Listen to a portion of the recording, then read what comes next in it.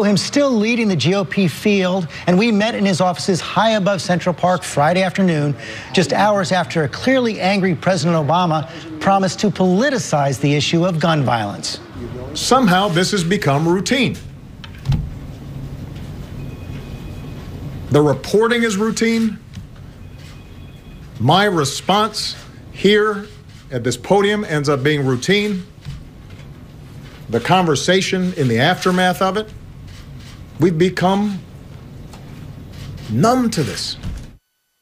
Well, he's a great divider, and you know, you have a big issue between the Second Amendment folks and the non-Second Amendment folks, and he is a non-Second Amendment person. You think he was being a divider? I think he was. I think he was actually being a divider because, you know, George, no matter how you cut it, you have people that are mentally ill and they have problems and they're going to slip through the cracks, and no matter how you do it, no matter how you try it, and if you go back 2,000 years and if you go forward 2 million years, you're going to have problems, and it may not even be politically correct to say. Every country has mentally ill people. Not every country has mass shootings as frequently as we do. But what's interesting is the places, you look at Chicago, it's got the toughest gun laws in the United States. You look at other places where they have gun laws that are very tough.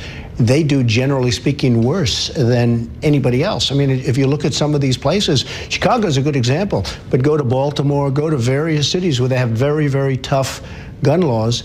They do terribly. So what would you do about it? You sound pretty passive. No, I'm not passive at all. I can tell you that people say, oh, we're going to stop it. It doesn't work that way.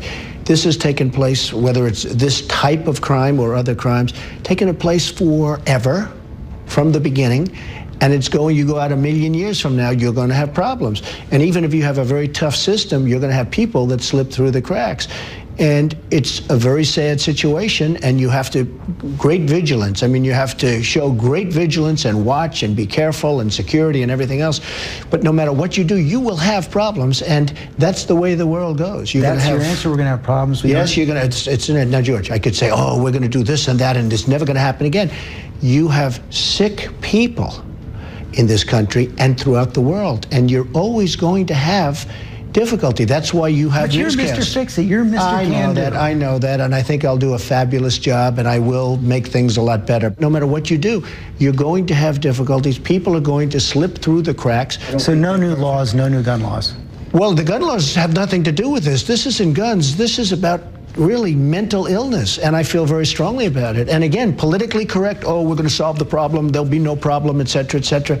You're always going to have difficulties, no matter how tight you run it. Even if you had great education having to do with mental illness, you educate the community, it's still, you're going to have people that slip through the cracks. And these people are more than slipping through the cracks. These people want to slip through the cracks. So you're going to have problems. It's unfortunate. Let's talk about your tax plan. Yes. Everyone gets a tax cut. Right. More and more Americans will pay nothing at all. But the Conservative Tax Foundation says it will increase the deficit by about $10 trillion over 10 years. What do they know, George? What do they know? I mean, they've been doing this stuff for years. Can I tell you what? They've been doing this stuff for years. They're so off. You look at their past projections. They are so far off. People, this is a very dynamic plan. So not going to increase the deficit? People are going, well, if it works the way I want it to work, it's not, because we're going to bring back jobs. I am going to bring back so many jobs. One of the things that we're coming out with in the next 3 or 4 weeks is cutting. And the cutting is a big part of my plan. So you're going to come up with cuts that will close that hole? We're going to come up with very substantial cuts. And Department of Education, we're going to do cutting. And the economy is going to grow exponentially. You also said that this tax plan is going to cost you a fortune. It'll cost me a lot of money. How do you get there? Well, I'll tell you what, I have carried interest like a lot of other people do. And carried interest is a wonderful thing, but it's unfair, and rich people are getting... That's $20 billion over 10 years for everyone who has it. It's psychologically so important. If the economy grows, we all make it up. And frankly, the job producers make it up. The economy has to grow. Let's dig into this. And by the way, we have to bring back jobs, also part of my plan. According to your financial disclosure, you made what, about $250 million in the last year? 605 million. Okay, 605. The top rate goes from 40% to about 25%. Right. Capital gains comes down from 23 to 20. Right. That's a huge, that's tens of millions of savings. Everybody's going to save, according to my plan. And that money, you know where that money's going? You're not going to be George, paying that more money's taxes, going back into other things. But you're going to get a tax cut. I don't know, because I have very big deductions that are, frankly, some of them are ridiculous. You're entitled to deductions. So I don't know that I am. I think that probably I'll end up paying more under this. To be honest, I don't think I'm going to. If you look at all of the kinds of deductions that people are allowed to take that you're not going to be taking anymore, including carried interest, that's just one of them, I think I probably don't do as well. But where your family would make potentially hundreds of millions of dollars eliminating the estate tax. Well, the estate tax is a different thing. The estate tax is a very, very horrible weapon that has destroyed many families, in particular farms and things where they make an income and they have a certain value and they have to go out and borrow money, and then they put mortgages on their farms. And it's 20 farms in the last year. Big businesses. George, if you have a business, and let's say it's a business that's not very liquid, and people have to go out and borrow against the business, you are having travesty. And the other thing is, it's a double taxation. The tax has already been paid. I mean, you've been hearing this argument for many years. Your family would benefit, but you're saying it's just wrong. No, I say it's a double taxation. The death tax is an unfair tax because the tax has already been paid. Bottom line, you do accept that you are going to make out well under your tax plan. I don't know. I mean, if the economy is good, if the economy is great, everybody makes out well. Getting any closer to releasing your tax returns? Well, I'm thinking about it. I'm thinking about maybe when we find out the true story on Hillary's emails. You know, I've been saying that for a while. Let's find out the true story. But you know what? And I'm very honest on my tax returns. What is your tax rate? I'm not going to say it, but at some point I'll release it. But I pay as little as possible. I'm very proud to tell you. And I will say this. If this country were properly run, where the money wasn't in shambles, where the deals that they make aren't the Iran deal, where we're giving Iran $150 billion and the deal is a disaster in every single possible way, where everything we do is bad, including Obamacare, which is, by the way, the premiums are up 55% for some people. If our country was properly run, I'd almost feel much better about it, and so would a lot of other people. Let's talk about but I just want to say, I fight like hell to pay as little as possible. I used to watch Romney, who, by the way, really let us down because he failed to win an election that he should have won easily. But I used to watch him try and get his number as high as possible. It's not the way it works. I mean, I fight because that's a very big expense. And one of the problems and one of the reasons I fight so hard is because I hate the way our country is spending my money and everybody else's money. Let's talk about foreign policy. We've seen Russia go heavy into Syria this week, at least 2 days of airstrikes. Yesterday, Hillary Clinton, today, John Kasich, both say we should establish a no-fly zone in Syria. Would you do that? I don't think so. I think what I want to do is I want to sit back, and this does not sound like me very much, but I want to sit back and I want to see what happens. You know, Russia got bogged down when it was the Soviet Union in Afghanistan. They thought that would be quick and easy, and they'll go in, they'll clean it up. You think he's falling into a trap? Well, I think it's not going to be great for them, if you want to know the truth. But let's just look. They got bogged down. It destroyed the Soviet Union. I mean, they essentially went bankrupt. It destroyed the Soviet Union. Afghanistan. Now they're going into Syria. There are so many traps. There's so many problems. When I heard they were going in to fight ISIS, I said, great. But they're not bombing ISIS. Well, not yet. But they don't want ISIS going into Russia either. So they're not bombing them yet. And the other thing I look at is Assad. Assad's a bad guy, but they're all bad guys. We're supporting rebels. You know, they talk about the Syria Free Rebels. We're supporting rebels. We don't even know who they are. Better the devil you know? Well, I spoke to a general who's very, much on. He said, Mr. Trump, we have no idea who these people are. They may be worse than Assad. So we're going to spend all of this effort, all of this, we probably have to go against Iran now. I mean, and we're making Iran rich and powerful. You notice Iran now is coming in with the ground troops. They have $150 billion. All of a sudden, they're rich. The sanctions are gone. Everything's gone. What we've done with Iran is one of the most incompetent things I've ever seen. So now we have this, and we're going to fight for people that we don't even know who they are. Now, if you look at Libya, you look at Gaddafi, you look at what's gone there, you look at Iraq with Saddam Hussein, I mean, do you think we're better off now? Because I personally don't. We still do have this huge refugee situation. And a few weeks back, you said we'd have to take some in on humanitarian grounds. But just this week, you seemed to reverse it. You said you're putting people on notice. I want to quote you here. If I win, they're going back. So well, what changed? ABC was at my speech the other night in New Hampshire. Totally packed house, 4,000 people. It was a beautiful thing to see. And I gave a very, detailed explanation. And I'm going to give it to you right now. When I heard that, I saw the migration. And the migration was strange to me because it seems like so many men. There aren't that many women. There aren't that many children. It looked like mostly men, and they look like strong men. These look like physically strong people. And I'm saying, where are all the women? Where are all the children? Okay, and a lot of people, by the way, excuse me, a lot of people have said the same thing. But when I heard we were going to take in 3,000, which was the first number, as you know, then I heard we were going to take in 10,000, I sort of said, well, okay. Now I hear we want to take in 200,000. We don't know where they're coming from. We don't know who they are. They could be ISIS. It could be the great Trojan horse. I mean, this could be one of the great Trojan horses ever since the original. We don't know where these people, they have no documentation. They have no paperwork. There's no way they can prove where they're coming from. And I'm saying we're going to take in 200,000 people that we have no idea where they come from. And I said, I would absolutely not do it. I have a bigger heart than you do, okay? Believe me, I have a very big heart. And I understand the whole thing with migration. It's a horrible thing. Should have never happened in the first place. We screwed up. This country screwed up the Middle East so badly with breaking up Iraq. We have so destabilized the Middle East. It is a mess. So I said, there's no way they come in. If they do come in, if I win for president, they're going out. And I tell them up front, if I win, now, I may not win, I may not even get the nomination, even though even you will admit I'm leading big league in every poll, but I may not. I mean, a lot of things happen. If I win, they're going back. We are not going to take responsibility. Now, are they ISIS? Probably not, but nobody knows. And many of them, look, they shouldn't take them in. Europe should take some problems. You have the Gulf states. You have Saudi Arabia, you have Bahrain, you have Qatar, you have some of the richest countries. They're not taking any, and they're right there. So we're supposed to take 200,000 people that we have no idea who they are? Just two final questions. Your wife, Melania. A lot of the country saw her for the first time this week, People magazine. Yes. Talk about what kind of a first lady she would be. We've seen a lot of different models. Michelle Obama, Laura Bush, Hillary Clinton, all had their own styles. Where does she fit? So Melania is a very beautiful woman, both inside and out. She has got a tremendous heart. She feels so strongly about the women's health issues. In fact, she knows how strongly I feel about that, and she's always pushing me on women's health issues. When Jeb Bush said he's not going to fund women's health issues, that was a terrible, she couldn't believe it. And she told me about it when I got home. He then said he misspoke and he made a mistake and he's going to. But she couldn't believe it. She would be so great on that. And so would Ivanka Trump. She feels the same way. And they both want me. They said, Dad, you have such respect for women.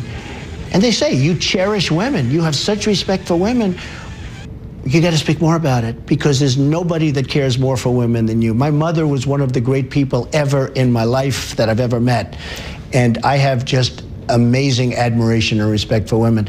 I think Melania would be unbelievable for women and for the country. Finally, you talked about the polls, a lot of good polls. You're still in the lead. Ratings breaking records every time you go on television.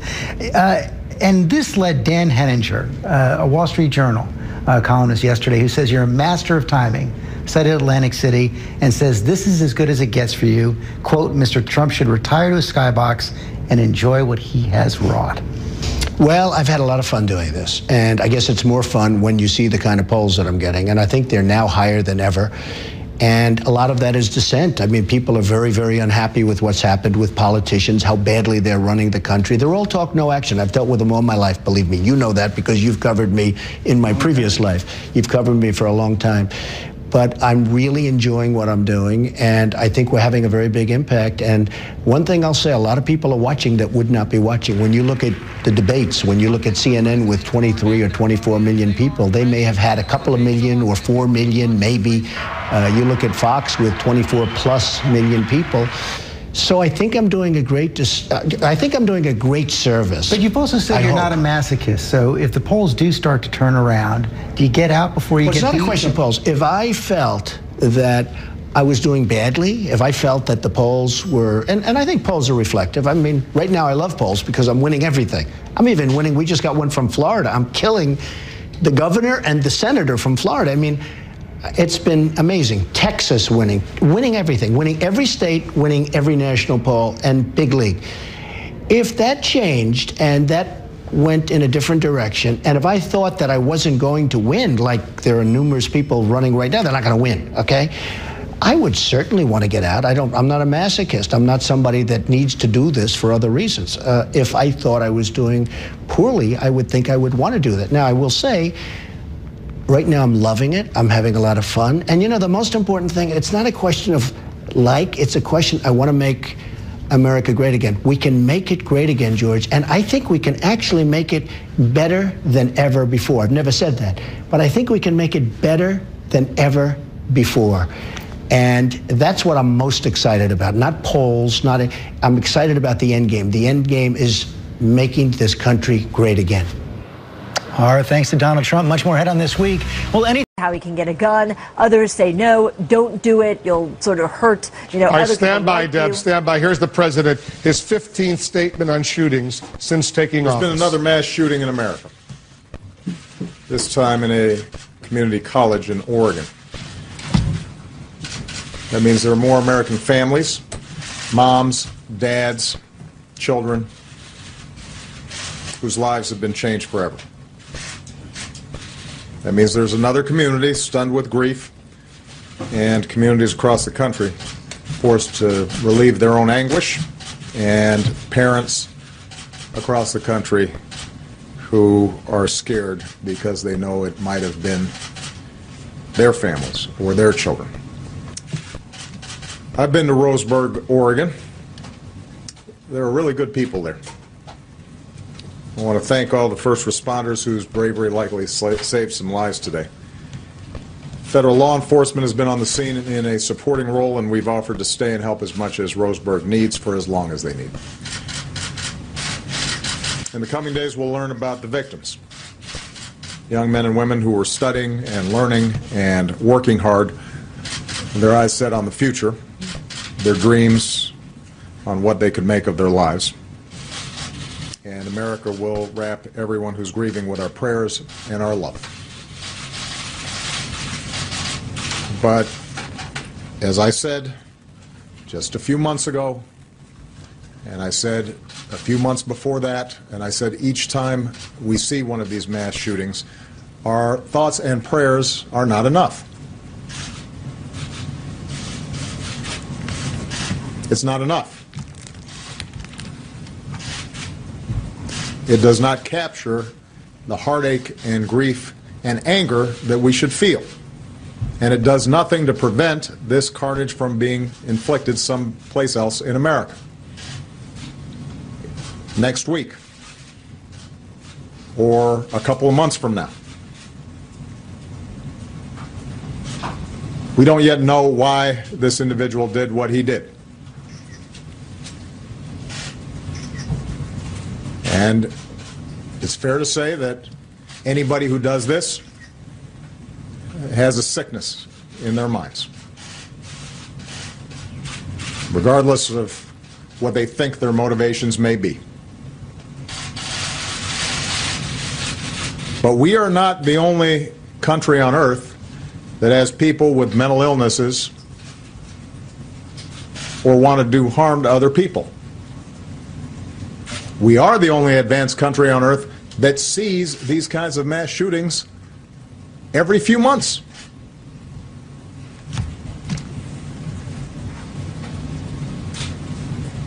You know, earlier this year I answered a question in an interview by saying the United States of America is the one advanced nation on earth in which we do not have sufficient common sense gun safety laws, even in the face of repeated mass killings.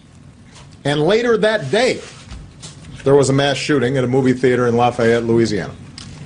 That day.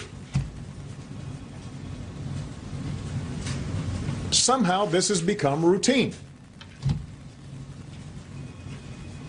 The reporting is routine. My response here at this podium ends up being routine. The conversation in the aftermath of it, we've become numb to this. We've talked about this after Columbine and Blacksburg, after Tucson, after Newtown, after Aurora, after Charleston.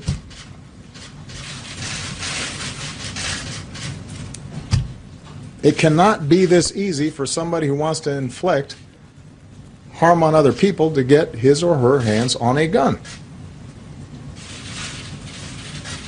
And what's become routine, of course, is the response of those who oppose any kind of common sense gun legislation. Right now, I can imagine the press releases being cranked out. We need more guns, they'll argue. Fewer gun safety laws.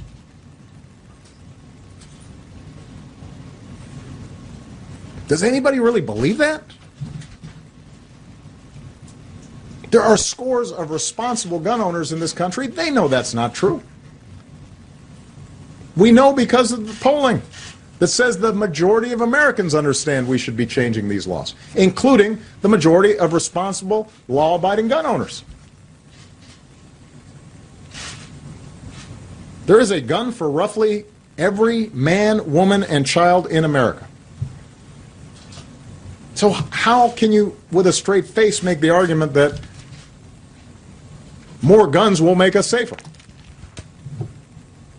We know that states with the most gun laws tend to have the fewest gun deaths.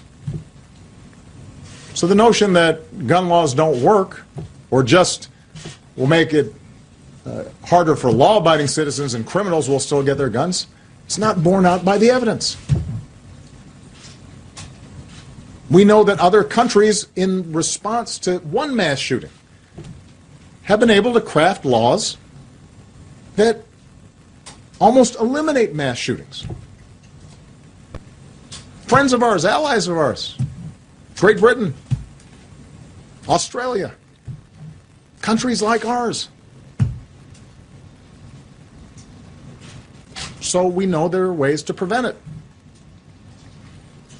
And of course, what's also routine is that somebody somewhere will comment and say, Obama politicized this issue.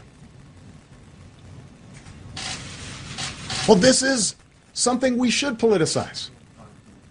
It is relevant to our common life together, to the body politic. I would ask news organizations, because I won't put these facts forward, have news organizations tally up the number of Americans who've been killed through terrorist attacks over the last decade and the number of Americans who've been killed by gun violence. And post those side by side on your news reports. This won't be information coming from me, it will be coming from you. We spend over $1 trillion and pass countless laws and devote entire agencies to preventing terrorist attacks on our soil, and rightfully so. And yet, we have a Congress that explicitly blocks us from even collecting data on how we could potentially reduce gun deaths. How can that be?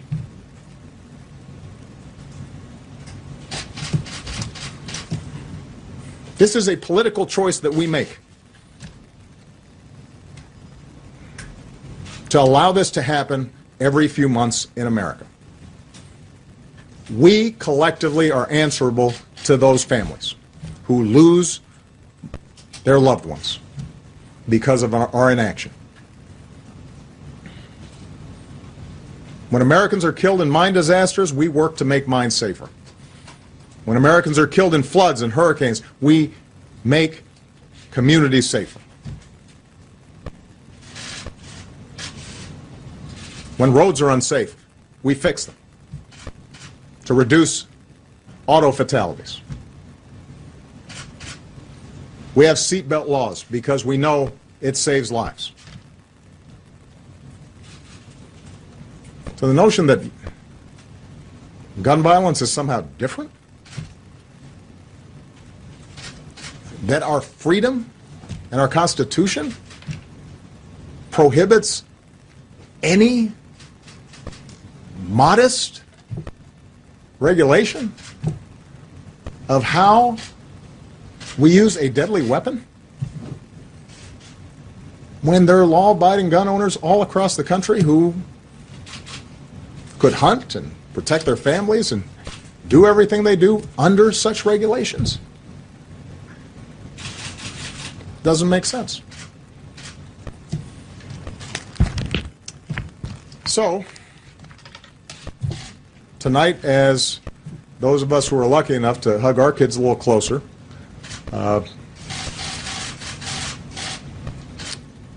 are thinking about the families who aren't so fortunate, I'd ask the American people to think about how they can get our government to change these laws and to save lives and to let young people grow up. And that will require a change of politics on this issue. And it will require that the American people, individually, whether you are a Democrat or a Republican or an independent, when you decide to vote for somebody, are making a determination as to whether this cause of continuing death for innocent people should be a relevant factor in your decision. If you think this is a problem, then you should expect your elected officials to reflect your views. And I would particularly ask America's gun owners who are using those guns properly, safely, to hunt, for sport, for protecting their families, to think about whether your views are properly being represented by the organization that suggests it's speaking for you.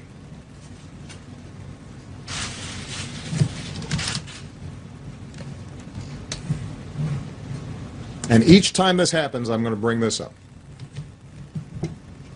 Each time this happens, I am going to say that we can actually do something about it, but we're going to have to change our laws.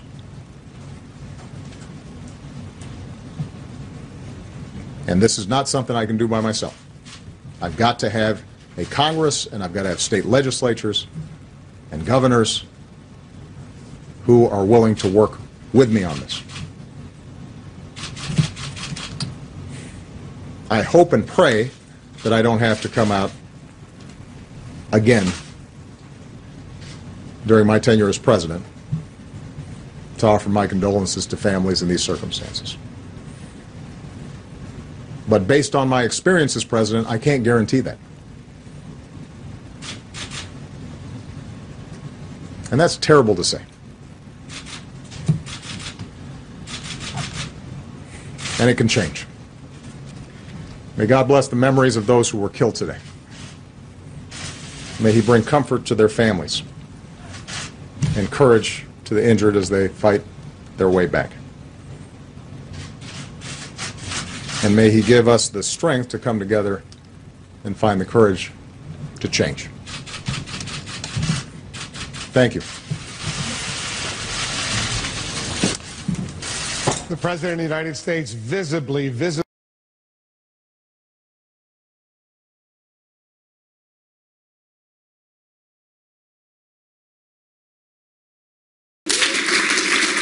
Thank you. Thank you, Andrew. I appreciate that very much. I want to thank you all for participating in this discussion. It's a little loud. Is that better? So I'm here today not to just tell you my ideas, but to listen to yours. I think that the big part of what a campaign should be all about is the listening part. No one understands the needs of the on-demand economy as well as those of you who are building it. Coming into this discussion, here's something I can state to you with absolute confidence. If there's one thing that matters in the 21st century, it's innovation. In order to be the leading economy on earth, America must be the most innovative economy on earth. It's that simple. Whenever we talk about innovation, what we're talking about is problem solving. We're talking about finding ways to do things more efficiently, more affordably, and more conveniently than ever before. So I want to begin by telling you about a problem that I had earlier this year that American innovators, including many of you in this room, are attempting to solve. And then I want to tell you something you already know, which is that the government is often getting in the way of solving it. So my problem was this. A few months ago, my refrigerator at my home broke. It just stopped working. It died on us. And with 4 growing kids home for summer break in Florida, you can imagine I was facing some pressure to get it fixed. So I Googled appliance repair companies in Miami, and I made some calls. And first of all, it was frustratingly difficult to get anyone to take me off hold or even to call me back. And when I finally got in touch with a real person, they said, no problem, we can have someone out to your house in 3 or 4 days to look at it. And that's how our economy works in the year 2015. Other things that took 3 days in the old economy now take 3 minutes or 3 seconds. What struck me in that moment was the following realization. Inevitably, there was somewhere not far away from me, there was someone who was capable of repairing appliances. Someone who was just as eager to make extra money that day as I was eager to have a functional refrigerator. The only problem was this person and I had no way of finding each other or connecting. This is a problem that will not exist within a year or two, at least not if American innovators have their way. And the reason is because of the on-demand economy. This is a revolution that's happening right before our eyes. Also known as the sharing economy or the gig economy, the on-demand economy is allowing millions of professionals across multiple industries to connect directly with consumers. The most obvious examples, of course, are companies like Uber and Airbnb, but just last week it was announced that Amazon and Google would be entering the on-demand market. Right behind these giants are thousands of small, innovative startups, and if you haven't heard about them yet, just wait. The on-demand platform is one example of an important truth facing us in this election, which is that the American economy, as the global one, is fundamentally being transformed. Uber didn't even exist when our current president was sworn into office, and today it is worth over $51 billion. And it's not just the fact that the economy is changing. Fact is that the economy is changing faster than it has ever changed. For example, it took the telephone 75 years to reach 100 million users. It took Candy Crush 1 year to reach 100 million users. And yet, while our economy is changing and changing fast, our government and its policies are not. And quite frankly, both parties are to blame. Never before, at least in my lifetime, has the political establishment in this country been more out of touch with the American people than it is today. The result is a worsening friction between our 20th century government and our rapidly changing 21st century economy. And nowhere is that friction more apparent than in the on-demand economy. Here you have innovative companies who are running up against an antiquated tax code, burdensome regulations, and numerous outdated politicians. And that's not all. The companies are also victims of a coordinated attack from established businesses, which influence the political process to pass new regulations that block competition. We've seen this play out with taxi companies lobbying to stop Uber, and here in New York, the government is spending millions to try and stop Airbnb from threatening hotel chains. I want to give you another example today. I want to tell you about a growing company based right here in New York that, like all businesses in the on-demand economy, is facing unnecessary challenges as a result of the outdated government. It's a company called Handy, and its CEO, Oshin, is here today. Handy is an online platform that allows consumers to connect directly with home cleaners, handymen, plumbers, and other home service professionals. It's quickly growing. It's now operating in 37 cities with over 11,000 professionals registered to use the platform. Handy is groundbreaking for consumers for obvious reasons. It provides simple booking at the tap of a finger, a rating and review process that helps people find the best contractor for their needs, and an easy online payment system that eliminates haggling over prices. But it isn't just great for consumers. One of the things I love most about the on-demand economy is the way it promotes upward mobility for the professionals who use it.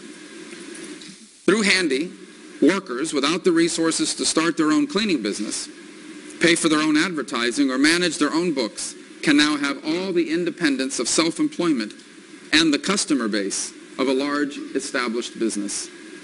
Professionals who use Handy can earn an average of $18 an hour, which is more than the typical worker in the field. And best of all, they set their own hours, checking into the app whenever they have time to take on a job and signing out when they have other obligations. Many workers use this flexibility to pursue higher education, which is central to upward mobility in this new century. Others use it to spend more time with their children or work other jobs. Innovations like Handy are part of the reason why I'm so optimistic, not only about saving the American dream in this century, but actually about expanding it to reach more people and change more lives than ever before. My mother worked as a maid in hotels. She had no control over her schedule, no influence over how much she earned, and few opportunities to set herself apart. And yet she achieved the American dream. Just think what she could have achieved cleaning homes through a company like Handy.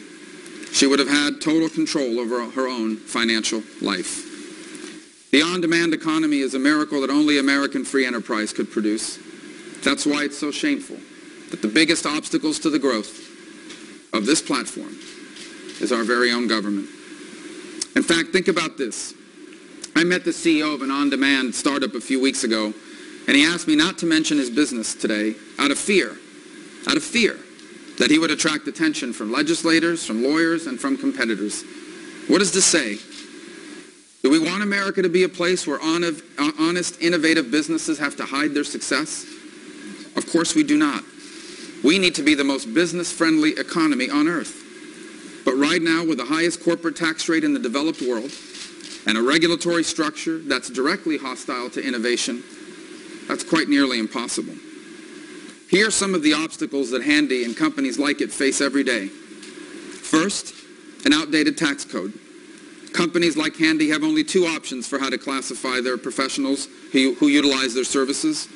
They can either be classified as full W-2 employees, or they can be classified as 1099 independent contractors. But neither one of these makes perfect sense. If Handy's CEO classifies the workers as W-2 employees, then much of the flexibility that makes working with Handy so appealing would disappear. He'd have to regulate the workers' hours, and he'd have to comply with a litany of expensive regulations that would stunt the growth of the company. So instead, O'Sheen, the CEO, makes sure the relationship complies with the 1099 independent contractor requirements. But this causes other complications. For example, the company can't provide training to its contractors. They can't even make recommendations to them based on customer feedback. They can't even ask them to wear a shirt or uniform with a Handy logo on it. O'Sheen is also prevented from providing the perks and benefits that would allow them to attract more high-quality professionals to the platform. Think about how ironic that is. Our outdated politicians bash the on-demand economy for not taking better care of workers, yet our outdated government is the exact force preventing it from doing so. That's why I've proposed a comprehensive tax reform plan that is both pro-growth and pro-family. And today I'd like to discuss with all of you some additional ways to make the tax code more welcoming to on-demand companies. Some ideas I've had are to maintain the physical presence standard for taxation for online purchases, to stop discriminatory taxation of digital goods and services like app downloads, and to ensure that the internet remains tax-free. But on-demand companies aren't the only ones hurt by our tax code, aren't only hurt by our tax code. They also face the uncertainty of a volatile regulatory environment. Just last Friday actually, the chairwoman of the Federal Trade Commission said that the on-demand economy would require, quote, targeted regulatory measures, unquote. We have to realize that all the best innovation in our economy is happening in the unregulated space. Yet Washington has imposed 60,000 pages of new federal regulations just this year, costing our private economy almost $70 billion in total compliance costs. As president, I will put an end to this. I will place a cap on the amount of regulations, regulations can cost our economy each year. I will also require federal agencies to include an analysis of exactly how much proposed regulations would impact competition and innovation. I believe the more America regulates, the more we create an opening for other countries to deregulate and draw jobs away from our shores. Other nations are already scrambling to cater to the on-demand economy. Germany, for example, has created a middle ground between full-time employees and independent contractors. This classification is called dependent contractors. It allows professionals to work for a single company, receive benefits and protections, and yet retain control over their own work. Whether this model is the best option for America or not is something we should figure out. But here's what I know for sure. We have to change the way the political establishment in this country thinks about the new economy. Right now, they recognize that the new economy doesn't fit our current way of doing things, so they ask themselves, how can we force the new economy to adapt to our old policies, rather than ask, how can we change our old policies to adapt to the new economy? That has always been the American way. We are a unique nation in all the world's history. A nation founded on the idea that government doesn't get to choose what our economy looks like. The American people and the private sector get to choose. And guess what? The American people have chosen. They have chosen a convenient, fast, tech-driven economy, one with direct lane of access to the products and the services they want and need. The American people have chosen an economy in which the most valuable retailer in America, Amazon, doesn't own a single store. They have chosen where the largest transportation company, Uber, doesn't own a single vehicle, and where the largest accommodation provider, Airbnb, does not own a single hotel. Free enterprise has brought us these developments, and free enterprise will bring us even more developments in the years ahead. In fact, I believe free enterprise will work better in this century than it did in the last century, because the new economy is all about innovation, creativity, and productivity. And we Americans are the most innovative, creative, and productive people on the earth. I believe the 21st century not only can be the American century, I believe it will be the American century. It will be as long as everyone in this room keeps doing what they're doing, and as long as we can get Washington to stop doing what it's doing and start looking for a better way. With that, I'd like to hear your ideas and answer your questions, and I thank you for the opportunity to talk about that here today. Thank you. So are we going to...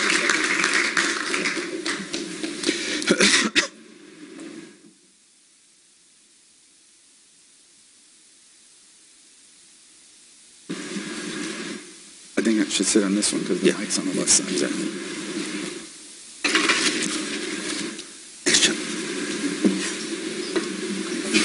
So we're going to do a little bit of a question and answer session. I'll start, and then I'll open it up to us. If you have a question you'd like to ask in about 15 minutes, there are 2 microphones in the aisles. We're going to do it based on an alternating between. So I'll give you a signal when we're about to take questions. So, Senator, thank you very much for coming to Civic Hall and for talking about this issue. There's been lots of cases where incumbent market forces who have political influence have reacted to the competition that the sharing economy companies are giving them and are using their political connections to try and stop these innovative companies. This is all eventually tied to money and politics. Right. And so it's great, and I hear you when you say that government is targeting, but if you follow the money, it goes back to the incumbent market. So how do you break that cycle? Well, that's exactly right. And I think part of it is to explain to people, it's one of the fundamental arguments I use in my campaign is that we're not experiencing an economic downturn. We're experiencing a massive economic restructuring. It's literally like the Industrial Revolution happening every 5 years. And so our policies need to reflect that. And in reflecting that, that's why it's so important for us not to ascribe to the new economy attributes of the old economy. So that's why I believe a limited government is the best approach for the 21st century, because the larger the government, the more powerful the government is, the more influence the government has over the economy, the more the people or the companies that can influence the government win at the expense of everybody else. And so you have massive, and so that's why, for example, a regulatory budget is so important. The favorite way of established industries to block an innovative competitor is to create a regulatory impediment to that competitor to enter the space. I always use this example. It may not be perfect, but imagine a Blockbuster Video. If you're looking around this room, some of you probably don't even know what that is, but if Blockbuster Video had convinced the federal government to pass a regulation saying, in order to rent movies, you must come into a physical store and show your ID because we want to prevent underage kids from renting rated R movies, they'd still be in business and we'd never have had downloading, right? That's the kind of mentality that exists in established industries. They find some sort of public safety argument or some other argument, and they use it to create a roadblock that the innovator can't meet. But the reason why they're able to do that and create that roadblock is because they have access, and a lot of that access is tied to their giving money to political candidates or to elected officials in order to be able to get that access. And so part of it is electing people that won't fall for that understand that that's an impediment to economic growth, but part of it is limiting the ability of government to impose the sorts of regulations that established industries are asking us, and that's why the regulatory budget is one of the proposals I have. So yesterday, from the Freelancers Union, it states that 54 million Americans, almost 1/3 of the workforce, is doing freelance work. And it's not just in urban areas, it's in rural areas, it's throughout the country. And the same study says that 86% of the nation's freelancers are likely to vote in 2016. And 62% are more likely to vote for a candidate who supports freelancers' interests. Some of these freelancers are not necessarily working for Handy or for Uber or for any of the sharing companies. They're just working on their own. But they care about things like retirement savings, health care, legal support for non-payment because somebody's not paying them, and other issues unique to this group. So whatever worker really wants is flexible work, but also stable work. What would you do as president to ensure that So actually, you raised a couple interesting points. So our 20th century health care system, health insurance system, is built on the employer model, right? We work for somebody, those people offer you an insurance plan, that's how you get your health insurance. In the 21st century, that cannot be the cornerstone of our system. We have to have a portable system of health insurance, which is why I believe every American should be allowed to control their own pre-tax health care money, whether it's an employer that gives it to you, whether it's your own money, or whether it's a tax credit, depending on how much money you make. And you can use it to buy your own health insurance from any company in any state in America that will sell it to you. That's an important issue. I also believe, I've argued that we should open up the congressional retirement plan. You know, the Congress, as a member of Congress, you're allowed to contribute to the federal thrift savings plan. That's only available to federal government employees and members of Congress, and it's a plan that actually performs well. I've argued that we should open up that plan to anyone who doesn't have a retirement plan offered to them by an employer, so they too can pay into and have access to the congressional retirement plan as a contributor to that program. I think we need to figure out ways to provide that sort of stability that once came from a traditional employer. In the 21st century, we're going to have to account for the fact that a growing number of Americans won't be traditionally employed by working for one person all the time, or one company or one firm all the time. So you came out against the federal minimum wage.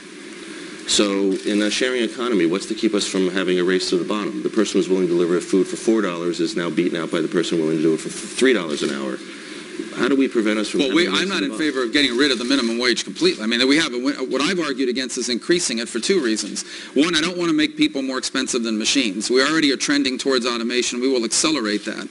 The second point is it is clear that there are businesses, especially those who cannot pass through the costs, that will adjust to a higher minimum wage by either hiring less people, cutting hours, cutting benefits.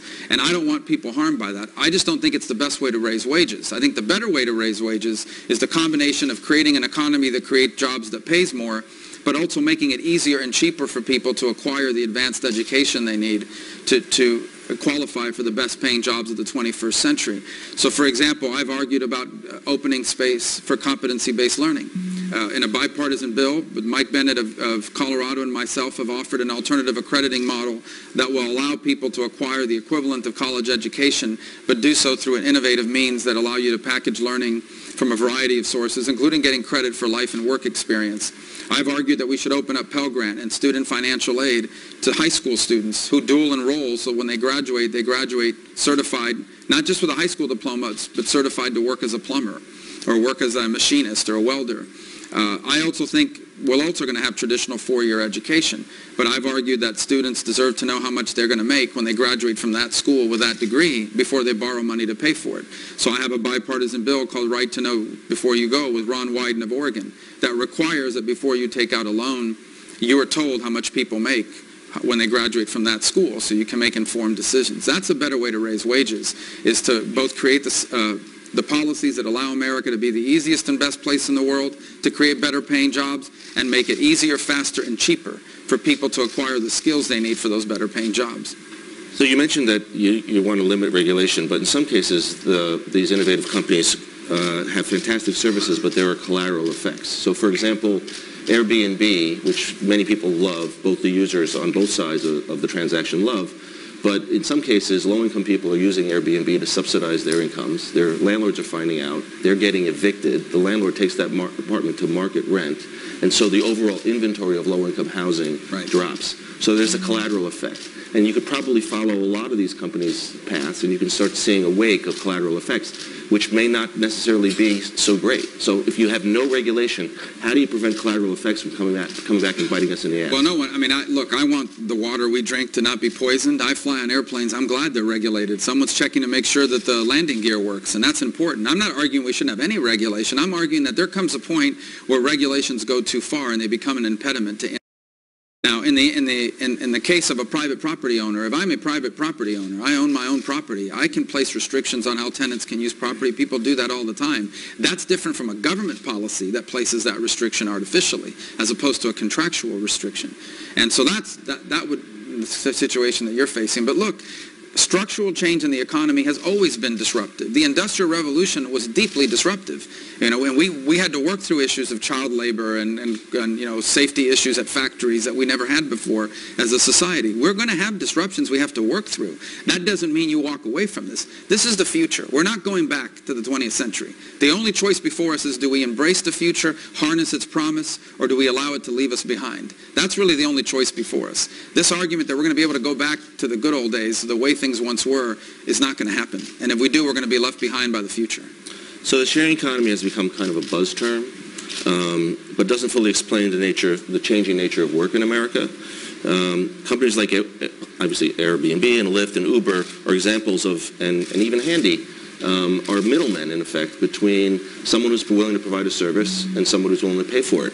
Wouldn't we be better off just building cooperatives where the people can find each other without having to pay a middleman to do the transaction? Because once you've built that platform... Well, who's going to build that platform? The government? Well, but citizens could do it and make it more open, so it doesn't necessarily... The shareholders of a... Well, I just don't think you're going to get innovation that way. I mean, the way you come up with great ideas is someone says, you know, I have a good idea and I think I can make money at it. I'm going to go do it. Virtually every major innovation in the world has been driven that way. Particularly when it comes to providing services to individuals. And so you may very much believe in your idea, but the fact is that the reason why it's created is because there's a profit motive. And somebody has made a decision, I think I can do this for a living. And so they found these ideas. I think if you're counting on the collective to come up with it on its own, it's just not a very effective way to move innovation. And the free enterprise has proven that. I mean, look at the great company of the year 2025 doesn't exist yet. That someone is probably 14 years old playing Minecraft right now, and they're going to figure out, well, they shouldn't be playing right now, but they're going to figure out how to put this thing together in about 8 or 9 years.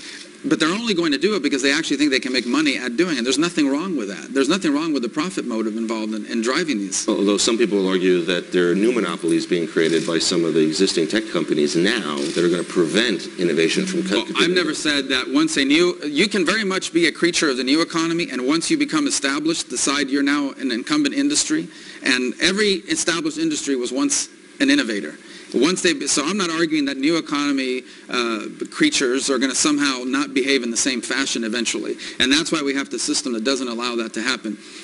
What we should have is a free enterprise system that says this: no matter how great your idea is, you can be out of business in 2 years if someone comes up with a better service, a better idea, and can deliver it at a better price. But what if a company like Uber, for example, decides to cut its prices because it can afford to, and prevents another company that may want to create car sharing in a different way, like carpooling, from even being able to enter the market? there's no one to protect them because the first mover made a huge advantage and got a huge amount of money, and now they're basically burning money in order to protect their position. But the truth about the new economy is the competitor to Uber may very well not offer a direct, exact model. It won't be just a cheaper version of Uber. It'll be a new system or a new way of using sharing that is totally different from the model Uber is using.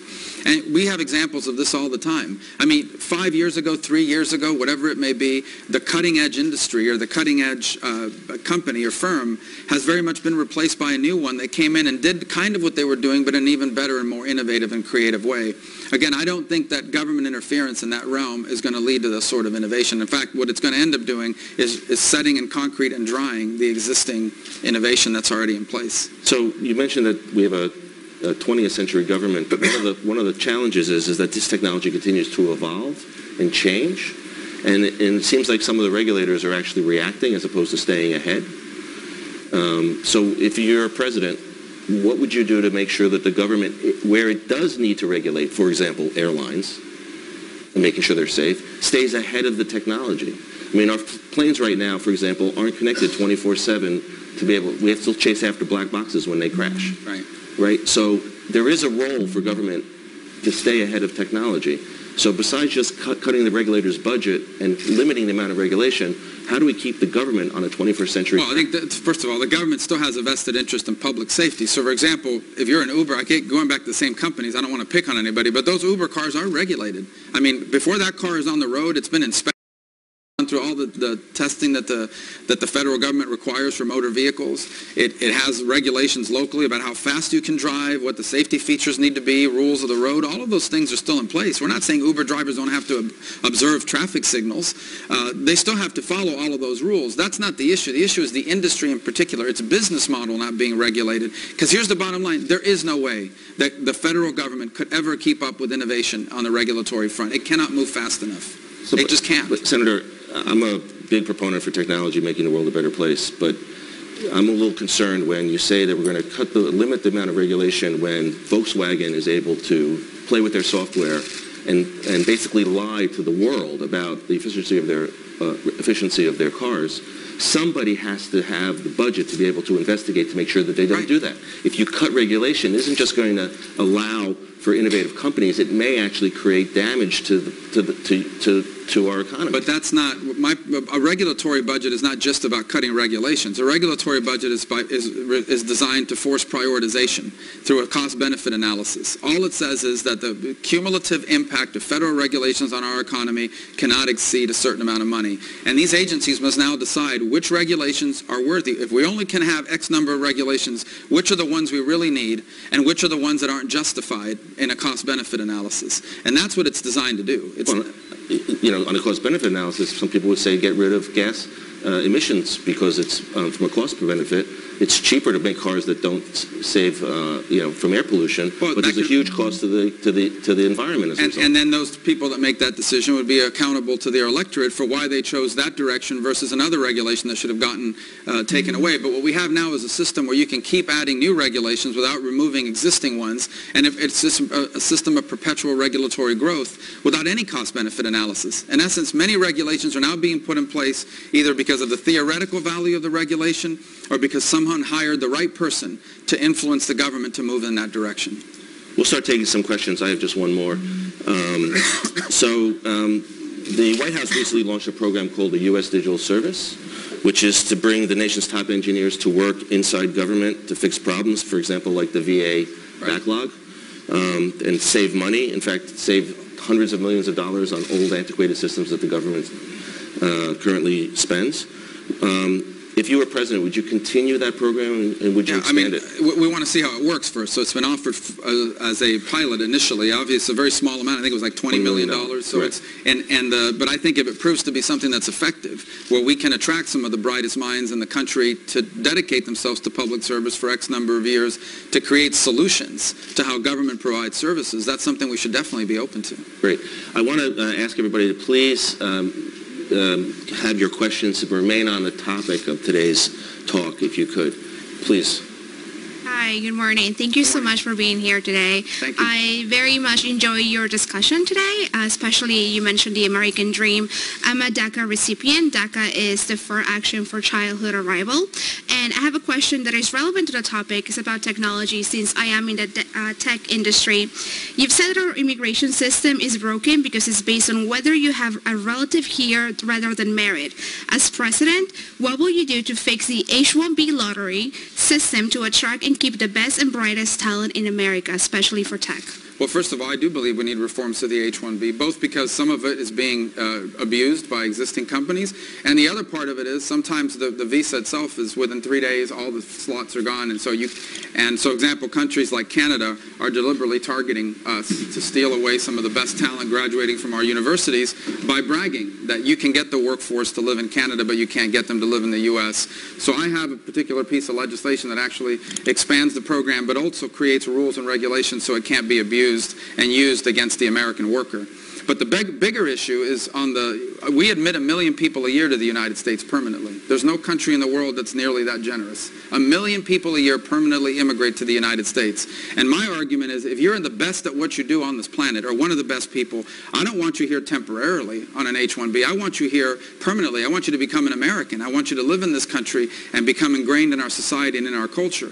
And so what I've argued is that the permanent legal immigration system needs to become more merit-based, that we start admitting people to this nation permanently, primarily on the basis of what they can contribute economically, not simply on whether or not you have a relative living here that serves as the magnet that brings you in. And so that's why I've argued for a merit-based system, because it reflects the 21st century much more accurately.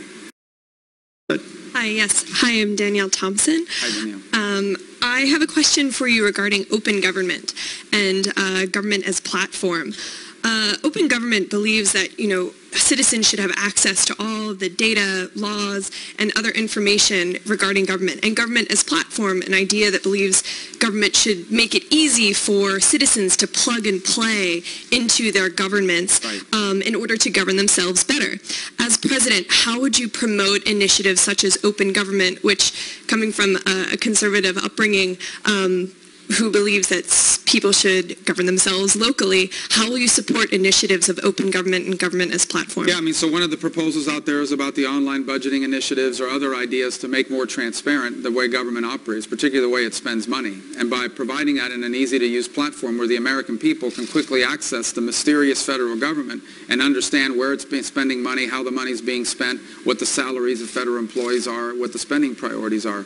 So I would be open to leveraging technology to provide more transparency so that on an ongoing basis, individual Americans would be able to have access to the way government operates and the way government spends money and the size of different programs, agencies, etc. And I think technology has easy solutions for that if we were willing to implement it. Question on this side. Hi, Senator. Thanks for being here. Craig Aaron from Free Press.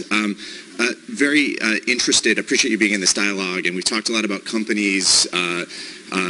I'm curious about users and individuals, and I think there's been this incredible upswing in internet activism in the last few years, really uniting people across party lines around issues of personal control. They don't want the government to be in charge of their online experience, but they don't want a handful of big corporations either. And I'm curious, as president, what you would do to protect privacy, people's information, and leave them in control of their own online experience. Yeah, that's important. So I think part of it now is we have a system that's largely you have to opt out, for example, of the way your information is used, as opposed to the presumption being the other way. And so what that leads us to this debate between the private sector, which says, well, if we can't sell consumer information, then we can't offer all these services. The flip side of it is that many American users, people or even around the world, are not aware that their information, unless they opt out in some instances, is being used and sold as a marketable good. And that tension is very real.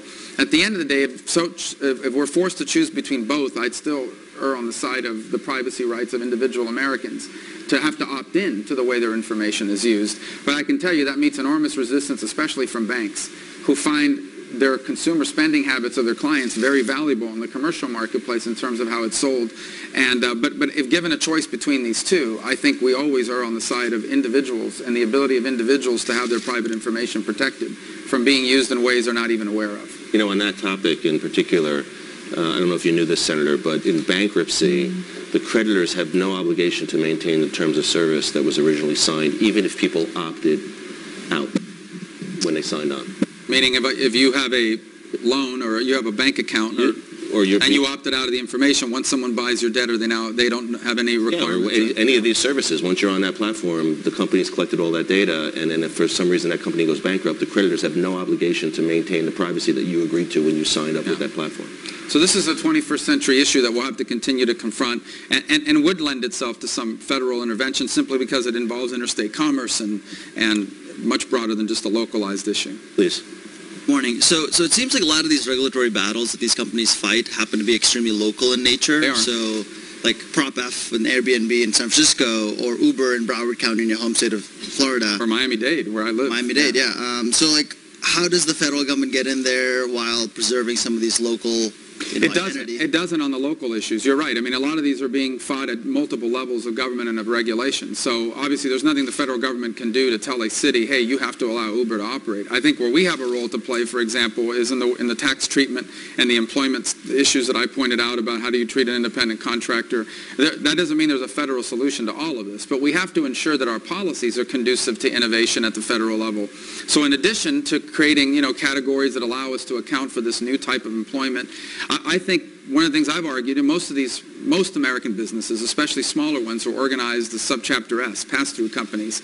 And today you pay your tax rate on that, on your personal rate, not on the corporate rate. And so that's where you find a large established industry might be paying very few taxes and compared to a much smaller company. I've argued that all business income, no matter how you are structured, all business income should be taxed at one flat rate of 25% for everyone. So that includes the money you're making in a Subchapter S, your business income would only be taxed at 25%, not at 39.5 or 35 or whatever your personal rate might be.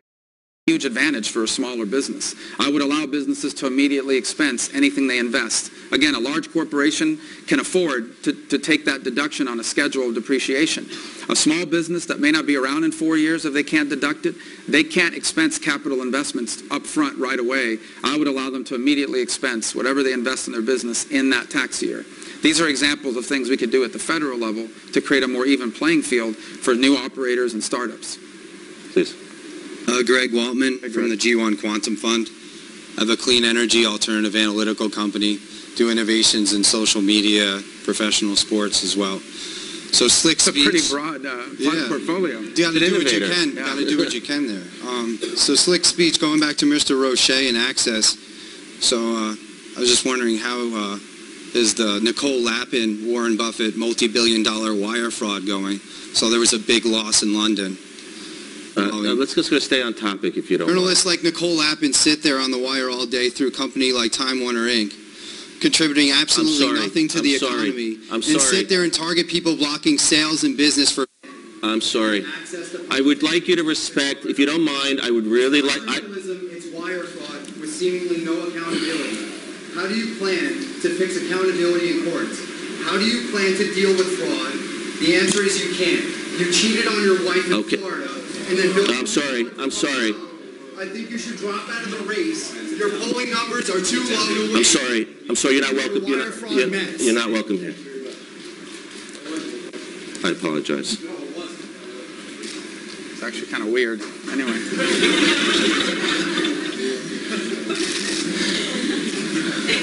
Back to our regularly scheduled programming. Please. Well, I was enjoying this until this last speaker, but I'm happy to be here and happy to listen to this discussion. Being one of the thousands of independent taxi owners in New York City, I do not have the means to have a research and development component to my business. But I am able to adapt. Should Uber or any other company who has taxi technology, who hasn't bought taxi rights, be able to have those rights that I had to pay for without paying? I think they're in a totally different business model. Their business model is not the same as a taxi cab. It connects the user in a different platform and in a different way to the service that they're trying to acquire. And that's just a result of an economic transformation. And it happens, it's unfortunate to some people because it is disruptive. But every time we've had economic restructuring in this country, it has displaced some people. And our obligation is to ensure that the people that have been displaced can quickly access the benefits of the new economy or the new innovation. So for example, the invention of the car was very disruptive to the horse-drawn carriage industry. And yet we had to figure out a way to get those people online, either in a factory building cars or in some other industry that was created that allowed them to, once again, restart their lives and get going and moving forward. But we can't stand in the way of these innovations. They're going to happen. They're going to happen in America, or they're going to happen somewhere else in the world. And so our job is to do the best we can to help people that are caught in that disruption to either acquire new skills or add to their existing skills so they have access to the benefits of that new innovative economy. But I just think any effort to stand in the way of innovation not only is fruitless, it's counterproductive. Getting workers retrained brings up the question of education and our education system being built on the 20th century model rather than the 21st. And getting teachers trained to teach science and math so that people can actually build these businesses themselves or participate in some way where they'll be given a job working for these businesses is a key component. But there doesn't seem to be enough federal money for teacher training or for even creating. Yeah, well, but part of it, though, is if you're a non-traditional student, let's say you're like this gentleman or somebody else who has to work full-time and are raising a family, you can't just drop everything and sit in a classroom for 2 years and be retrained in a new profession or acquire a new skill. And so that's where I think competency-based learning is critical, because competency-based learning, by leveraging the power and the access of technology, would allow you to do a number of things. Number one, if you had an alternative accrediting model to the existing 6 big accreditors at accredited colleges, they would accredit innovative programs that allow you to get credit for what you've already learned. If you have 20 years of work experience, that's worth something. And that should be given college equivalent credit for. And then whatever you're missing, you should be allowed to package from a variety of different sources, whether it's community college coursework, free online courses, paid online courses, additional work experience, so that people can package together the equivalent of a college degree or the equivalent of a certificate award and use that to empower them. That's at the high level. No, I think that's true in the entire economy. You can use that to retrain people to become paralegals, a receptionist, to become a paralegal at a law office. You could also create that as an opportunity to allow people to get credit for military service and other work experience to become a welder or someone that works in a factory. But what about our public schools, particularly in urban areas where they're underfunded and under-resourced, and there aren't teachers to train science and math? Oh, well, the K-12 educational system is a primary obligation of the local and state government. Where the federal government gets involved on occasion is by helping key segments of our population through funding mechanisms, for example, through the Title I programs, through the Head Start and so forth. And my argument is not to cut those programs. My argument is that money should follow the child, not the child have to follow the money. And I would allow parents and students and young people to use that money to access innovative programs. It's one of the reasons why I've talked about opening up Pell Grant to dual enrollment at the end of the college system.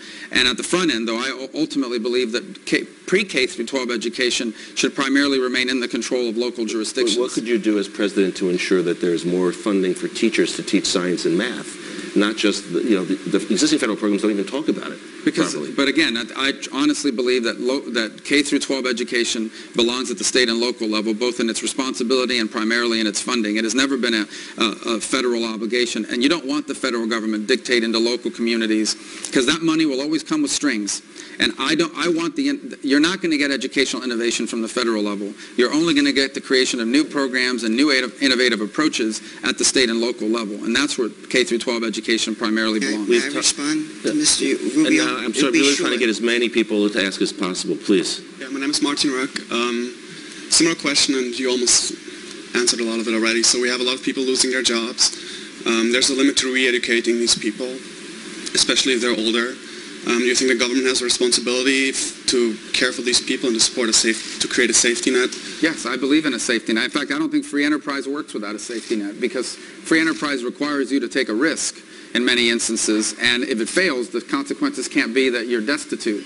I just don't think the safety net should be a lifestyle or a way of life. And so I believe that we should take our existing number two, I think our safety net is failing. It doesn't cure poverty. The purpose of our anti-poverty program should be to cure poverty, not to treat its symptoms. And that's what our safety net programs have become. And a better approach is the one I've argued, which is we should take our federal poverty monies and allow them to be spent at the state and local level so they can design innovative programs that work in those communities that specifically target the causes or the leading causes of poverty in that community. The only requirement that I would have, unless someone is permanently disabled and legitimately disabled, the only requirement I would have is that anyone who's receiving public assistance should either be working or going to school. And so any solution to poverty involves the following. It has to involve not just paying their bills in the short term, it also has to involve the acquisition of the skills you need to become employable and find a job that pays more. And so that's why I've argued that our safety net programs should be reformed in that direction. I've also, by the way, argued for a wage enhancement credit, which would allow an individual that only makes $8 an hour to receive an extra $4 an hour, because at least they're working. They're not home unemployed. Now that becomes a stigma on your resume when you get hired years later. The longer you're unemployed, the harder it is to get reemployed again. So we've offered a number of innovative solutions to deal with that. But the government's obligation ultimately is to create systems where individuals who have fallen on hard times can get back up and try again. But what it cannot become is what it is now, which is in some cases a lifestyle, and in other cases a system that traps you. It makes you comfortable in your poverty, but it does nothing to cure it. And we need to cure poverty, and we're not doing that right now. Please, as quickly as you can. Thank you for your emphasis on innovation. I am a technology education entrepreneur, and I can tell you firsthand that sometimes startups have trouble finding the right talent to fill positions. Our local universities do a pretty decent job training a lot of foreign-born students, some of whom are undocumented, like I have been since the first grade. So as president, what would you do to help foreign-born students and dreamers like me who want to stay in this country, who want to work in this country? Yeah, I believe we need to pass immigration reform. I just don't believe we can do it in one massive piece of legislation. And the reason why I know that is because I tried. And we don't have the votes. We don't have the votes. We don't have the political support. It's actually gotten harder to do it that way. I think the only way forward is to say to the American people, we recognize that we have 11 or 12 million people in this country illegally, but we're going to stop the problem from continuing to grow. From this point forward, this is not going to happen again. So step one has to be to prove that we've brought illegal immigration moving forward under control. Step two is we have to modernize our legal immigration system, more merit-based and reflects the 21st century. And of course, that would be very helpful to a lot of people who are acquiring skills in school.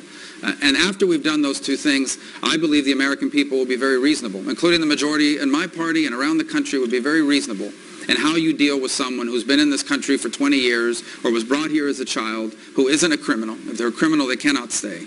But if they're not a criminal, what do you do with someone in that circumstance? And I've outlined the way forward, and that is, depending on your circumstances, you have to come forward, pass the background check, learn or become proficient in English, pay a fine for having violated the law, start paying taxes, and you get a work permit. And that's what people would have, a legal status that would allow them to be in this country for at least 10 years on a legal permit.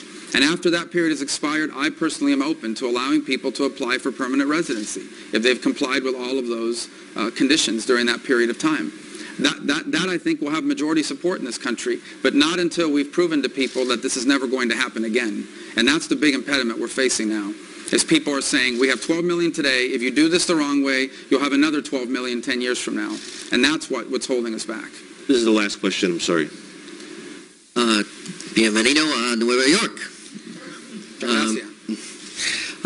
To bring back your refrigerator example and Andrew's Volkswagen example, where do you stand on the right to repair? For instance, John Deere prohibits, only allows authorized dealers to repair things.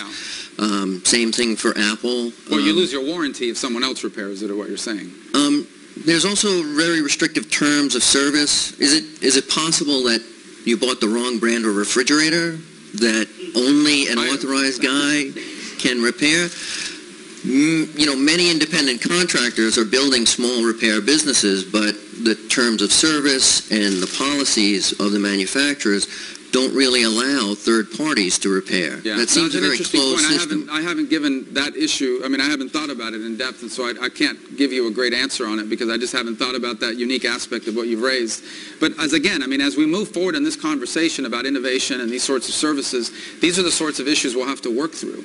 This won't be seamless. I mean, there's going to be, any economic transformation involves significant disruptions, whether it's to the workforce or the regulatory schematic or issues like you've raised, and we'll have to work through these. My fundamental argument is you cannot stand in the way of it and say we're going to try to go back to the way things were and we're going to make the new economy operate like the old economy. That is an impossible task and a counterproductive one. It doesn't mean it's going to be seamless or without disruption or without issues we're going to have to confront and solve. And I'm sure we can work through many of these, but we have no choice but to do so. This is the new economy. And it's only going to change, and it's only going to change faster than ever. And we need to adjust to it quickly if we want to benefit from it, not simply feel its impact. Thank you very much. Watching innovation happen right on stage. You've just discovered a new way to think about the terms of service related to repairs. Yeah, absolutely. I mean, so these things will continue to emerge. So is your refrigerator working now? Yeah, I bought a new one.